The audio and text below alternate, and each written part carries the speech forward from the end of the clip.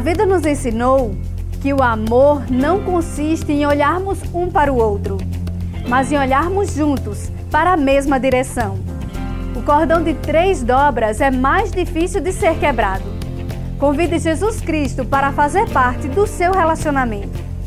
No programa de hoje teremos uma linda mensagem com o pastor Hélio Duarte e também um lindo testemunho com Madison e Graziele do que Deus fez na vida do casal.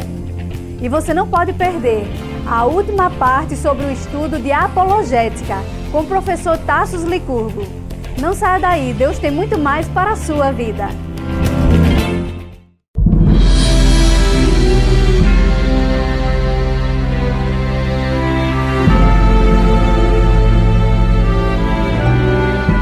Estamos convidando a você que está nos assistindo, empresário, profissionais liberais, vendedores, você que deseja abrir o seu próprio negócio. Você que está desempregado, tem um currículo, traga, nós vamos orar por esses currículos nessa segunda-feira. E Deus tem abençoado bastante esse projeto que nós temos desenvolvido aqui na igreja, de congregar essas pessoas para estarem com um propósito só, colocar Deus em todas as áreas da sua vida.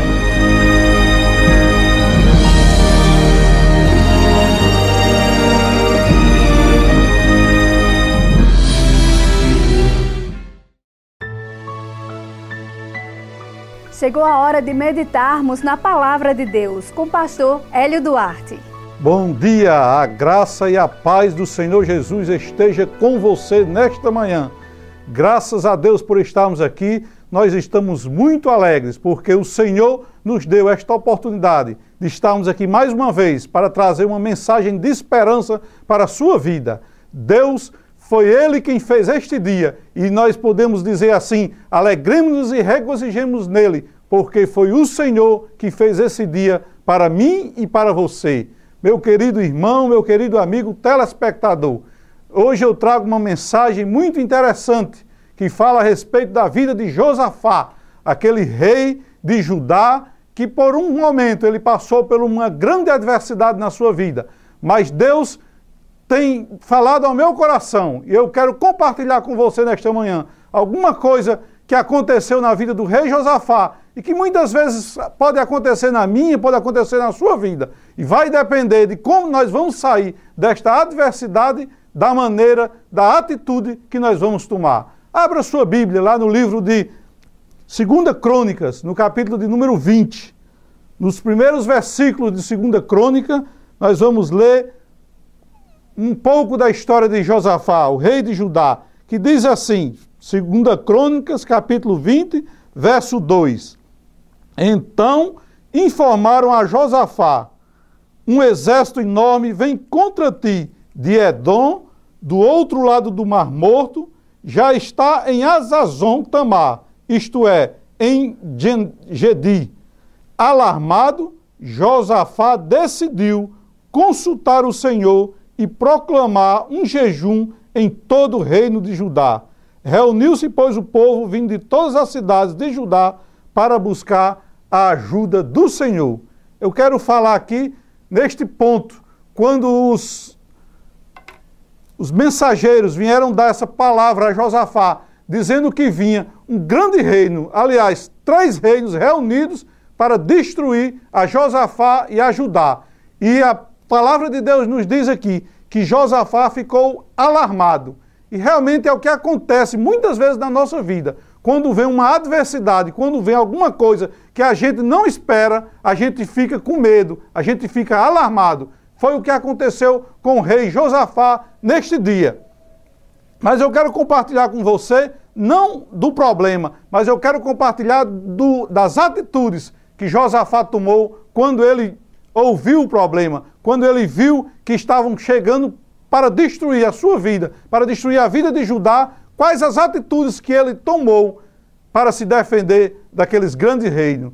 E foi justamente essas atitudes que fez Josafá vencer, que fez Josafá prosperar nesta grande adversidade. Meu querido irmão, minha querida irmã, você pode até estar passando por alguma coisa muito séria na sua vida.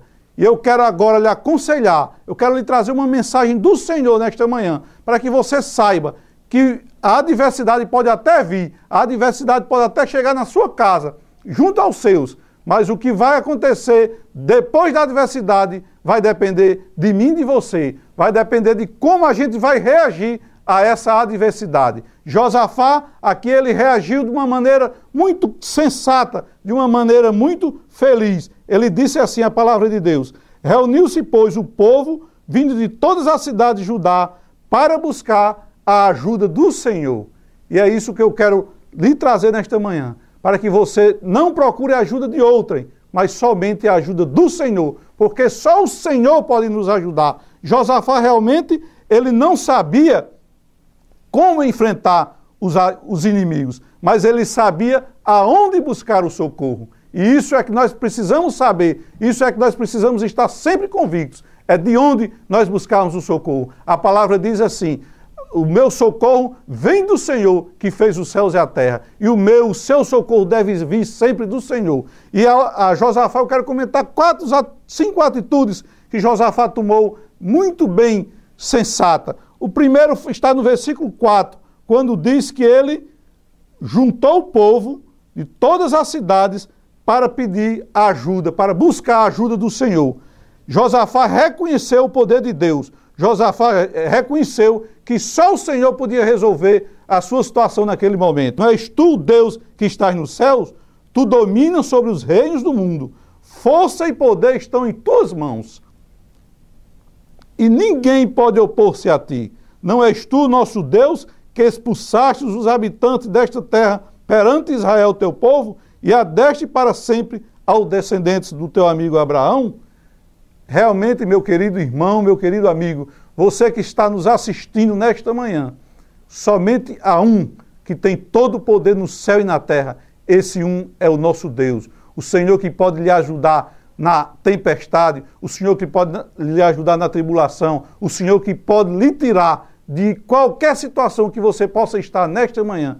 Você tem e precisa reconhecer que só o Senhor é Deus. Josafá clamou ao Senhor e Josafá também reconheceu a sua dependência totalmente em Deus. Lá no versículo 12 ele diz assim: pois não temos força para enfrentar esse exército imenso que vem nos atacar. Não sabemos o que fazer, mas os nossos olhos se voltam para ti. E que os seus olhos nesta manhã possam se voltar para o Senhor, sabendo que Ele tem todo o poder para resolver qualquer que seja a situação. Eu não sei o que você está passando, você pode estar passando um problema de enfermidade, um problema de desemprego, um problema de separação, eu não sei. Uma coisa eu sei, que o que vai acontecer depois desse problema vai depender da sua atitude. Você fizer como Josafá, você clamar ao Senhor Todo-Poderoso, você buscar ao Senhor, reconhecer realmente a sua dependência no Senhor, você será um vitorioso. Agora, se você se voltar para o seu poder, para a sua força, você não vai ter vitória. Você vai ter vitória sim, quando você buscar ao Senhor, você confiar no Senhor a sua vitória. E no quarto, eles sempre estavam olhando para o Senhor. E diz assim que os seus olhos estavam voltados a Deus, somente a Deus. Depois de consultar o povo, Josafá nomeou alguns homens para cantarem ao Senhor e o louvarem pelo esplendor da sua santidade, indo à frente do exército cantando: deem graças ao Senhor, pois o seu amor dura para sempre. E o que nós devemos sempre estar fazendo é estarmos clamando ao Senhor, estarmos buscando a nossa vitória no Senhor e sabendo que Ele é quem é o nosso galardoador, Ele quem tem tudo para nossas vidas. Meu querido amigo e irmão em Cristo Jesus, você está ouvindo aqui a história de um homem que realmente passou por uma situação muito complicada, muito difícil, porque o exército que estava contra ele eram 3 exércitos poderosos, eram 3 exércitos numerosos, e ele, como diz a palavra de Deus, ele não tinha condição de lutar contra aqueles 3 exércitos, mas ele sabia que o Deus Todo-Poderoso tinha condição de derrotar esse exército. Eu não sei qual é o exército que você está atravessando agora, qual exército você vai estar precisando lutar contra ele, mas uma coisa eu sei, que o meu Deus, o seu Deus, o nosso Deus, ele tem condição muito mais além daquilo que você pode pensar. Ele é o poder dele na minha e na sua vida. Basta apenas você crer, basta apenas você voltar a sua mente, a sua vida para Cristo, para que ele possa resolver o seu problema, para que ele possa estar juntamente com você, dando-lhe vitória em qualquer que seja a sua situação. Meu querido amigo e irmão, eu quero fazer uma oração com você agora, para que Deus possa estar juntamente comigo e com você, lhe ajudando a passar por esta situação que você está passando. Fique sempre lembrando que o que depende não da sua situação, mas das suas atitudes depois da situação que você está passando. Porque realmente isto é que vai lhe dar vitória. É quando você tomar uma atitude de fé, crendo que só Deus pode lhe libertar, só Deus pode lhe livrar de qualquer que seja a situação. Curve a sua cabeça nesta manhã e vamos orar ao Senhor, pedindo a Ele graça, sabedoria, para que possamos enfrentar qualquer que seja a situação, confiantes, certo que o Senhor nos dará a vitória. Querido Deus, nosso Pai, nós somos gratos, Senhor, por esta palavra que Tu tem nos dado nesta manhã, Senhor. Somos gratos, ó Pai, por tudo que tem nos ensinado, tem nos mostrado, Senhor. E que nós cremos, ó Pai, que só Tu és Deus, só Tu és Senhor. E que todo o poder está nas Tuas mãos, ó Pai. Pai, eu quero orar por esta pessoa que está nos ouvindo nesta manhã, que está, Senhor, assistindo este programa, ó Deus. Sê com ele, ajuda, Senhor, na sua fé, Senhor, para que ele possa, Senhor, confiar realmente em Ti, Senhor. Livra o Senhor de todo o mal, Senhor. Ajuda o Senhor. Segura na sua mão, Senhor, para que ele possa sentir, Senhor, que só Tu és Deus, só Tu és Senhor na vida dele. Pai, que nós possamos cada dia confiarmos mais em Ti, Senhor, sabendo que tudo, Senhor, vem de Ti, Senhor, que sem Ti nada somos, que sem Ti nada podemos fazer, Senhor, mas, Senhor, contigo nós somos tudo e nós podemos tudo, Pai. Em nome de Jesus, Pai, eu Te agradeço e em nome de Jesus eu Te peço, de hoje para todos sempre. Amém. Confira agora a última parte do estudo sobre apologética, com o professor Tassos Licurgo.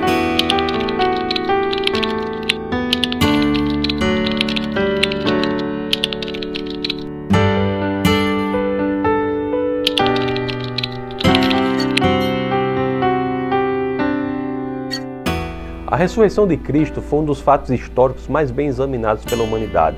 E nós temos provas mais do que suficientes de que aquele homem ressuscitou. Veja que, do ponto de vista da análise textual, por exemplo, você vai para a Bíblia e as pessoas colocam como testemunhas primeiras da ressurreição mulheres. Naquela época, o testemunho de mulheres não valia nada. Isso quer dizer que, se alguém quisesse tornar um texto fictício, produzir um texto fictício, para dizer que alguém ressuscitou sem ter ressuscitado, jamais colocaria como testemunha pessoas cuja palavra naquela época não valia nada, que é no caso das mulheres. Os maiores interessados em dizer que Cristo não ressuscitou foram os judeus. E não há um só texto judaico da época que diz que o túmulo não estava vazio. O que os judeus diziam é que os discípulos tinham ido ao túmulo e tinham subtraído o corpo de Cristo. Vamos analisar essa hipótese. De todos os seguidores de Cristo, de todos os apóstolos, à exceção de João, todos eles foram torturados, perseguidos e mortos. Nós estamos falando de pessoas que eram frágeis na sua fé. O próprio Pedro, antes da morte de Cristo, negou Cristo 3 vezes. Como é que essas pessoas se tornam tão impactadas por algo que eventualmente era mentira e deixariam perseguir, torturar e morrer sem negar aquilo que saberiam que era mentira? Não há um só exemplo na história da humanidade de alguém que tenha se deixado perseguir, torturar e morrer por algo que soubessem que era mentira. Então a hipótese dos judeus de que o corpo foi subtraído pelos cristãos e que eles enganaram dizendo que o homem estava ressuscitado estando morto é absolutamente atacada, absolutamente desprezada pela simples ideia de que nenhum homem seria capaz de se deixar perseguir, torturar e morrer por algo que soubesse que era mentira. Assim, está provado que a ressurreição foi um fato real, extremamente impactante na vida daqueles homens, que a partir daquele momento se deixaram morrer sem negar a verdade, à exceção de João, que estava preso na ilha de Patmos, onde inclusive escreveu o Apocalipse.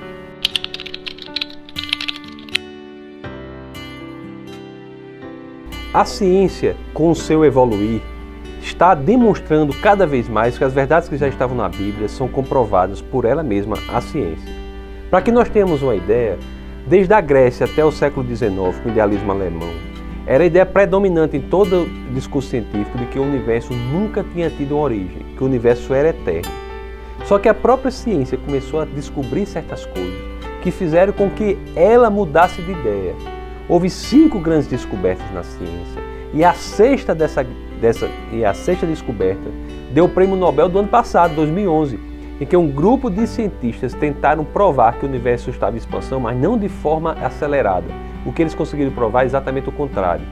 O universo está em expansão e aceleradamente. E ninguém hoje até sabe quem está pisando no acelerador.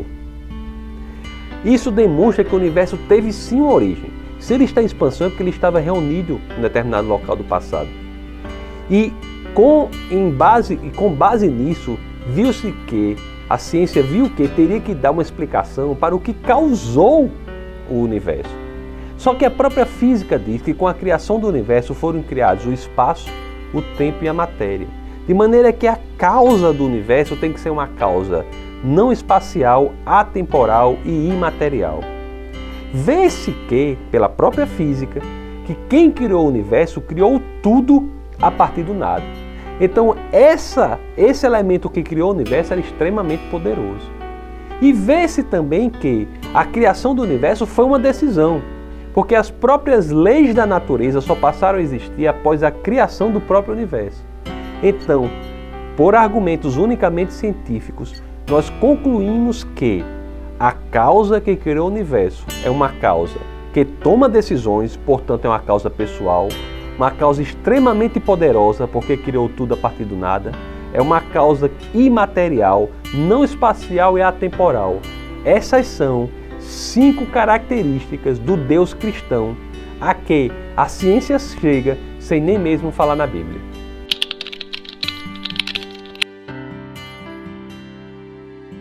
Em várias manifestações do nosso pensamento, nós levamos em consideração um seguinte método.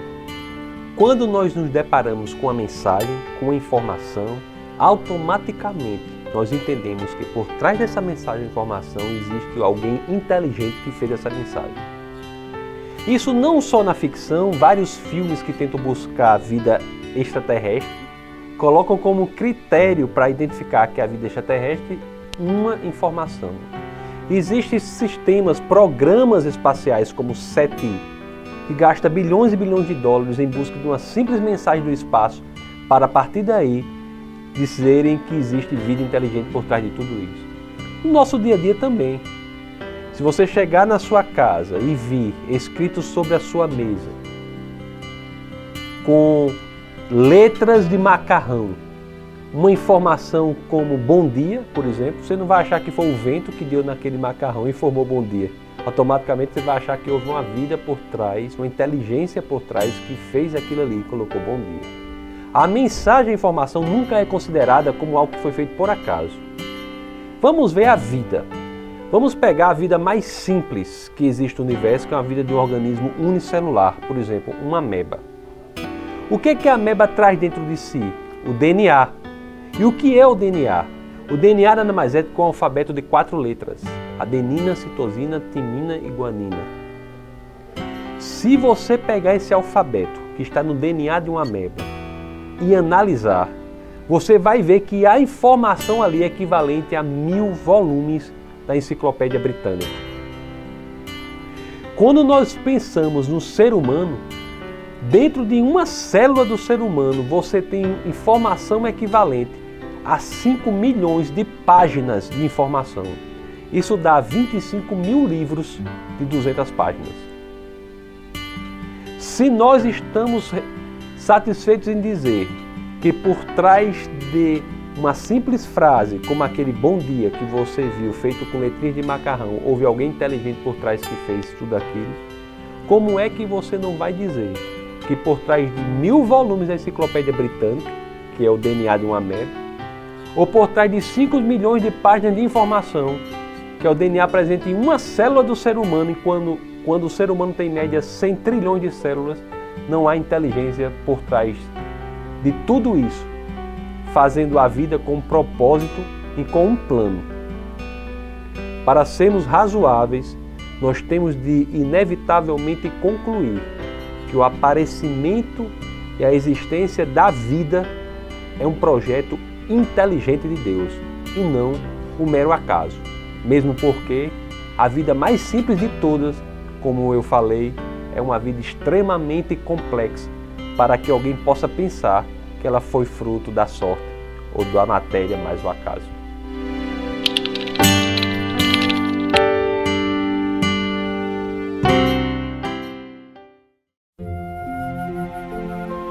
Deus muitas vezes nos surpreende com coisas que nós nem imaginávamos, como por exemplo, unir duas pessoas de estados diferentes.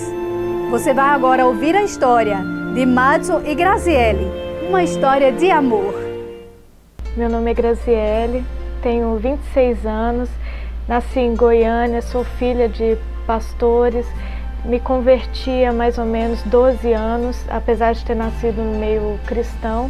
Tive uma experiência na minha adolescência e aos 23 anos eu me casei e eu vou falar um pouquinho dessa história, como foi conhecer meu esposo e essa história de amor que Deus nos deu. Meu nome é Madison, sou carioca, filho de pais evangélicos. Tive a minha conversão aos 19 anos, quando me rendi aos pés do Senhor, e estou muito feliz de poder, nesse momento, contar um pouco da minha história de amor e expressar o meu sentimento amoroso pela minha esposa Graziele.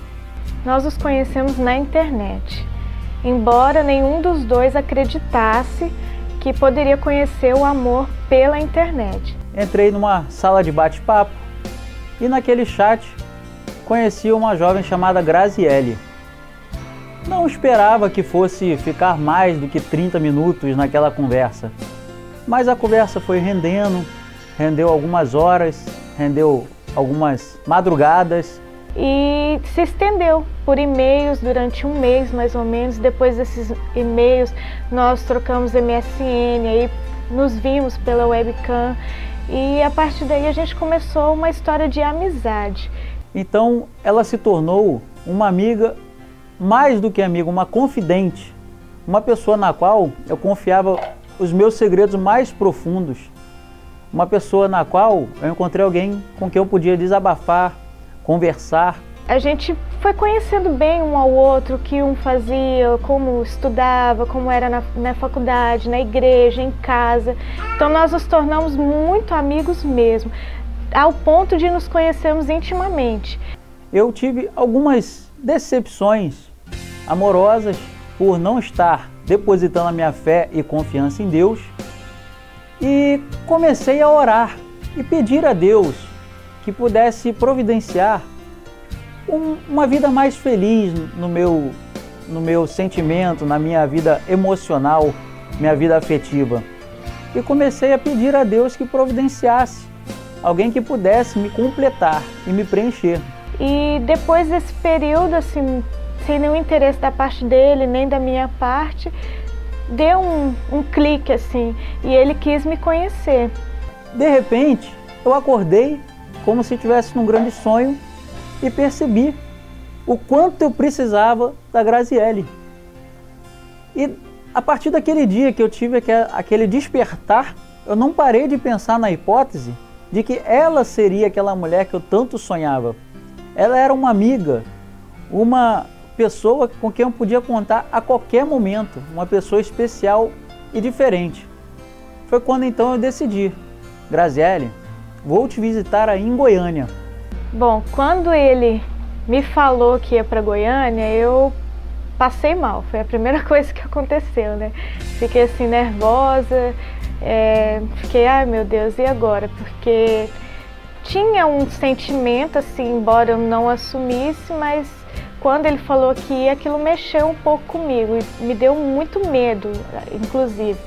Ela atendeu uma ligação minha, dizendo que eu ia para lá, e disse que não queria receber a minha visita. Acredito que ela ficou com muito medo, por medo de não dar certo, medo de quem poderia ser aquele carioca que estava visitando ela, Quando então eu respondi grosseiramente: olha, a cidade de Goiânia não lhe pertence, estou comprando minha passagem e estou visitando a cidade de Goiânia. Se você quiser me conhecer, esteja no aeroporto tal dia e tal hora. Nós encontramos ele lá no aeroporto, buscamos ele, meu pai e eu, levamos ele para um hotel, ele ficou hospedado lá e depois nós saímos com ele, conversamos, ele conheceu minha família, conheceu a igreja onde eu frequentava, onde eu fazia parte, conheceu até a faculdade onde eu estudei e foi muito bom. Mas deu aquele frio assim, antes dele ir, eu falava para minha mãe: mãe, não se preocupe porque ele vai vir e não vai acontecer nada. Quando ele chegou, tudo aquilo caiu por terra, porque o meu coração disparou e a gente conversou muito e a partir daí a gente já começou a namorar, de fato. E ele foi, conversou com os meus pais, pediu autorização e a gente começou a ter a nossa história de amor ali. Saí de Goiânia namorando, ficamos namorando por cerca de 3 meses, quando então ela foi ao Rio de Janeiro conhecer meus pais, e lá mesmo nós já noivamos. 3 meses depois, após o noivado, nós nos casamos.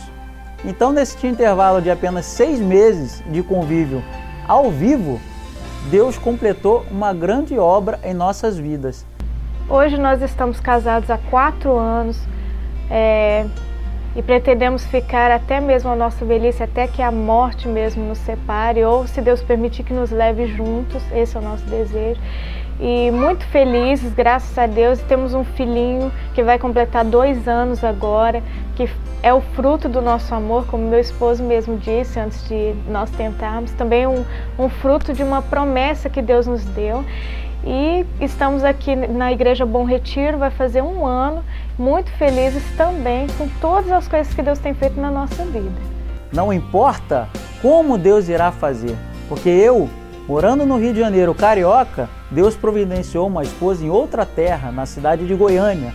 Era longe? Sim, aos olhos humanos, mas Deus aproximou esses corações.